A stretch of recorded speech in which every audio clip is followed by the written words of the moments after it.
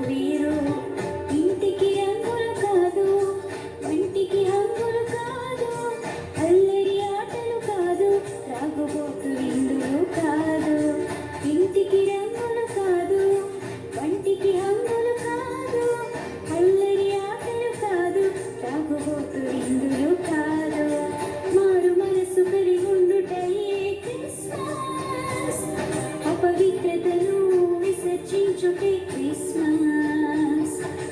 దైవ ప్రేమ కలిగి ఉండుటయే క్రిస్మస్, ప్రభు కొరకు జీవించుటయే నిజ క్రిస్మస్. వచ్చింది వచ్చింది